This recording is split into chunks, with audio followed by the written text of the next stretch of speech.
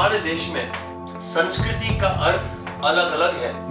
किसी व्यक्ति के लिए उसकी संस्कृति उसके कपड़े हैं, किसी व्यक्ति के लिए उसकी भाषा, किसी के लिए उसके वेद और पुराण। और मान लीजिए कि आप किसी दूसरे मजहब से हैं, तो हो सकता है कि मुसलमान हो या फिर क्रिश्चियन हो या कोई और धर्म हो, आपकी किताब, आपके तौर तरीके, आपके बुजुर्गों ने जो आपको शिक्षा दी, वो आपकी संस्कृति है। लेकिन आज सारे धर्म, सारे मजहब धीरे धीरे उन सब की संस्कृति कम होती जा रही है। किसी व्यक्ति ने कहा कि कोई बात नहीं, कपड़े को त्याग देते हैं, कोई बात नहीं, कपड़े अगर हिंदुस्तानी नहीं पहने तो चलता है, बाकी सारी चीजों से है। कोई व्यक्ति कहेगा नहीं, कोई बात नहीं, इंग्लिश बोल लेते हैं, बाहर के लोगों के लिए और बिजनेस करने के लिए बहुत जरूरी है, आर्थिक प्रगति के लिए इंग्लिश बोलते हैं, हिंदी नहीं बोलते, तो उसने हिंदी त्याग दी।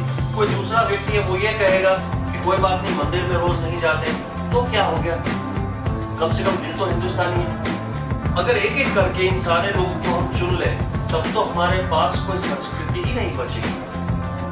आज के जमाने के लोगों को संस्कृति थाली में रखी हुई किसी चटनी के बराबर लगती है कि जितना पसंद हो, जिस तरह का पसंद हो, उतना रखते हैं साइड में, कोई बात नहीं, अच्छा लगने के लिए।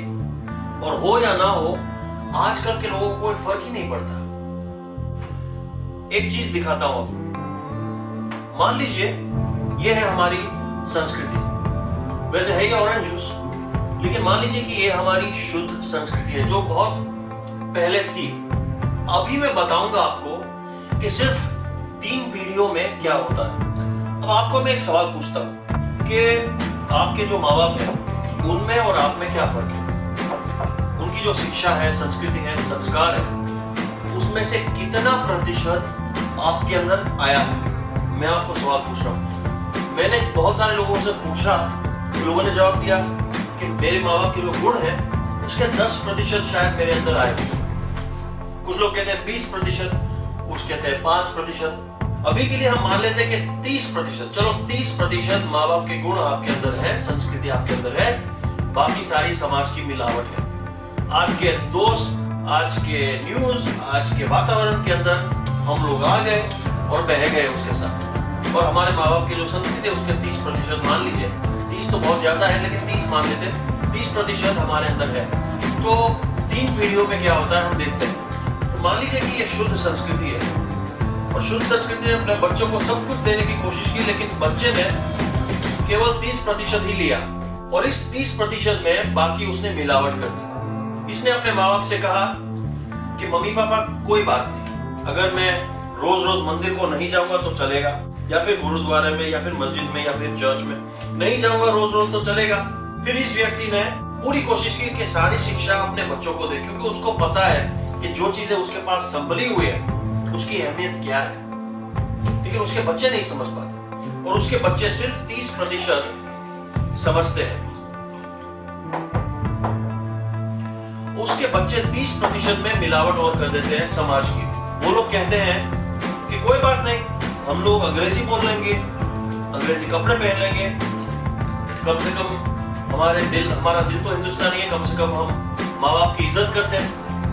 इन लोगों को पता है माँ बाप की इज्जत करना कितना महत्वपूर्ण है। वो पूरी कोशिश करते हैं अपने बच्चों को भी ये बात समझाने की, लेकिन उनके बच्चे सिर्फ 30% लेते हैं, बाकी समाज की मिलावट हो जाती है।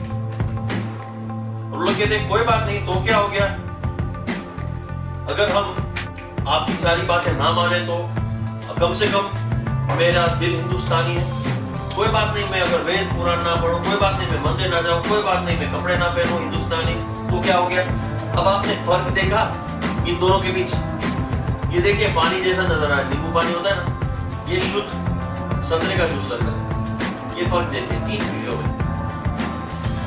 ये जो चीज है ना, तो क्या हो गया, बहुत ही खतरनाक सवाल है, बहुत खतरनाक। इसने अपने माँ बाप से कहा कि रोज रोज मंदिर नहीं गया तो क्या हो गया। इसने कहा कि अगर अंग्रेजी बोली और हिंदी त्याग दी तो क्या हो गया। और इसने बोला कि हिंदुस्तानी कपड़े को त्याग दिया तो क्या हो गया। ये तो क्या हो गया बोलते बोलते यहां से यहां पहुंच गए, टीवी की नशे में इंटरनेट के नशे में इतने खो गए कि संस्कार और संस्कृति और सभ्यता भूल गए। और एक और बात मैं आपको स्पष्ट कर दूं कि संस्कृति, संस्कार और सभ्यता बचाने का अर्थ ये भी नहीं है कि अगर कोई दो व्यक्ति प्रेम करते हो एक दूसरे को तो वो लोग शादी नहीं कर सकते। हमारे देश की संस्कृति में कृष्ण भगवान ने भी प्रेम किया था और राम भगवान ने भी। कृष्ण भगवान ने रुक्मिणी जी का हरण भी किया था और वो दोनों एक दूसरे से प्रेम करते थे। तो जो प्रेम है वो भी हमारे संस्कृति का बहुत अहम हिस्सा है। तो इन दो चीजों को हमें मतभेद नहीं करना चाहिए। जो हमारे देश के भाई और हमारे देश के बाप हैं, वो शायद अपनी बेटी और बहन की रक्षा करने में और उसकी जिंदगी बिगाड़ने में जो फर्क है वो समझ नहीं पाते। मान लीजिए कि सामने से कोई भी अच्छा रिश्ता आता है तो वो लोग घमंड दिखाते हैं। क्या है कि सामने से कोई भी चीज आती है ना, अगर सोना भी हमारे द्वार पे खटखटाता है तो सोना सामने से आया ना तो हम उसको लात मार के बाहर निकाल देंगे। लेकिन अगर कोई चीज हम उसके पीछे भागेंगे और मेहनत के बाद हमें वो चीज मिलेगी, भले ही कचरा हो, तभी हमें लगेगा हाँ अच्छा है। और एक और बात, जो भारत के लोग हैं उनको दूसरे लोगों की राय लेने में बहुत ही मजा आता है।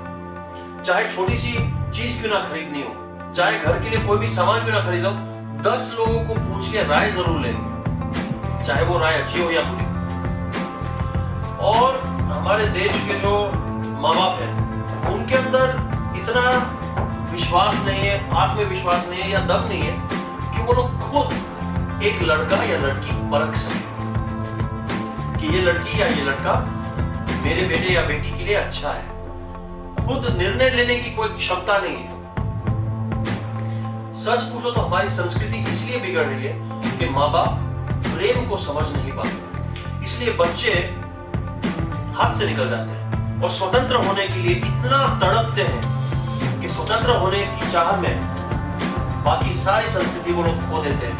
भले ही माँ बाप की इच्छा से वहां शादी कर ली, लेकिन बाकी सारी संस्कृति सब कुछ हो गया बिल्कुल इस पानी की तरह।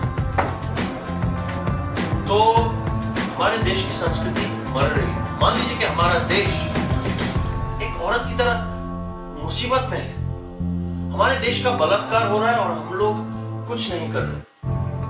125 करोड़ का देश केवल कहने के लिए है। मुझे ऐसा लगता है यहां देख के कि कुछ चंद लोग बैठे हैं और जो हो रहा है होने दे रहा है। कोई बात नहीं, होने दो होने दो होने दो। 125 करोड़ के देश में किसी एक व्यक्ति में भी इतना दम नहीं है कि हमारे देश की संस्कृति को बचा सके। ये वीडियो और ये चैनल संस्कृति बचाओ मैंने इसलिए शुरू की है कि हमारे देश की संस्कृति को हम बचा सके। इसलिए कृपया मेरा निवेदन सुनिए, ये वीडियो जितने भी आपके दोस्त हैं सबको भेज दीजिए। ये वीडियो मैंने उस हर व्यक्ति के लिए बनाई है जो व्यक्ति सोचता है कि भाषा, कपड़े, वेद पुराण ये सारी चीजें जरूरी नहीं है। उनको खो दिया तो क्या हो गया? आप लोगों के पास इंडियन कहलाने योग्य कुछ नहीं बचेगा भविष्य। ये वीडियो मैंने उस हर माँ बाप और उस हर भाई के लिए बनाई है जो बेटी या बहन की रक्षा करने में और उसकी जिंदगी बिगाड़ने के बीच में जो फर्क है वो नहीं समझ पाते। जो प्यार है उसको नहीं समझ पाते। आप लोग फिल्म देखने में तो बहुत आगे हैं, लेकिन जब सच्चा प्यार नजर आता है असली जिंदगी में तो उसको खत्म करने में भी बहुत आगे है। हमारी देश की संस्कृति बचाइए। मेरा नाम है रुपेश ठक्कर। जय हिंद।